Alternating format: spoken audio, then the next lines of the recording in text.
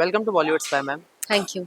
ये देखा जा रहा है कि जैसे ही अरमान और गीतांजलि रिसॉर्ट में जब से आए हैं, गीतांजलि हर एक बात पे अबीरा को परेशान करने की कोशिश कर रही है या उसे मतलब एक हिसाब से देखा जाए तो अरमान को जताने की कोशिश कर रही है कि अरमान अब उसका हो गया है। इसके बारे में क्या कहना चाहेंगे आप? क्या अबीरा के मन में चल रहा है जब जब उन लोगों को साथ में देखती है तो? वो एक्चुअली उसको पता है कि अरमान बहुत ज़्यादा अबीरा की तरफ भटकता रहता है, ग्रेविटेट होता रहता है, तो वो कुछ ना कुछ ऐसा करती रहती है जिससे उसका अटेंशन उसकी तरफ आए।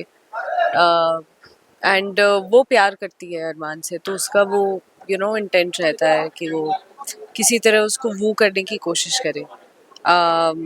एंड उसको लगता है कि Abira is a big reason जिसकी वजह से उनकी मैरिज वर्क नहीं कर रही, जिसकी वजह से मैरिज में डिस्ट्रैक्शन हो रहा है। तो वो मतलब एक सीन भी जाता है जहाँ पे वो ब्लेम करती है अबीरा को कि तुम्हारे रहने की वजह से सब इश्यूज हो रहे हैं।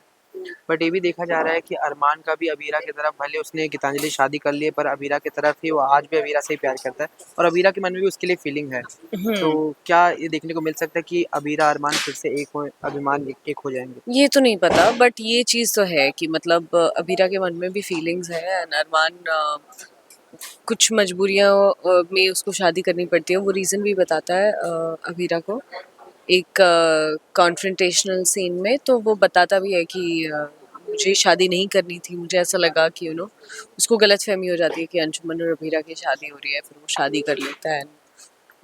जो भी रीजंस थे, मजबूरियाँ, तो उसकी वजह से ही गेट्स मैरिड। बट वो बोलता है कि ऐसा नहीं है, मैं प्यार आज भी तुमसे ही करता हूँ और ये सारी चीज़ें वो बोलता है।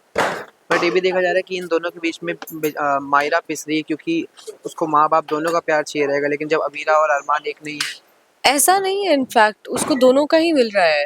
अबीरा और अरमान दोनों इस चीज़ में बहुत क्लियर है कि आई थिंक कि मायरा को सफ़र नहीं करना चाहिए।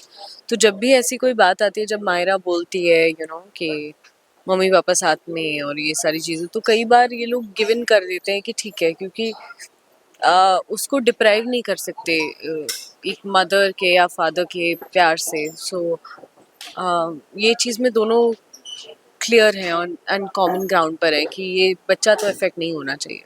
अभी भी अरमान ने जब फूड फेस्टिवल को लेके उन पूछा कि मुझे क्या करना है, तो अबीरा ने आपने उन्हें कह दिया कि आप एज ए गेस्ट रह सकते हैं, जबकि अरमान चाहते थे कि उन्हें भी मतलब उसमें टास्क में हिस्सा लेने का मौका मिले। उसके बारे में क्या कहना चाहिए? एक्चुअली अरमान बहुत ज़्यादा इन्वॉल्व होना चाहता है और वो एफर्ट्स ले रहा है और वो सारी चीज़ें हैं, बट अबीरा के बैक हैंड पे अब एक तो वो रिस्ट्रिक्शंस थे ही, प्लस गीतांजलि ने भी बोल दिया है कि दूर रहो प्लीज़, मुझे मेरी शादी को एक मौका देने दो। तो उसके दिमाग में वो भी एक प्रेशर है कि नहीं, उसने मुझसे कुछ वादा मांगा है, उसने मुझसे रिक्वेस्ट की है, तो मुझे आ, आ, खुद से फोर्सिबली सही या जो भी तरीके से अरमान को खुद से दूर रखना होगा, ताकि अरमान में भी अपनी शादी पर ध्यान दे सके।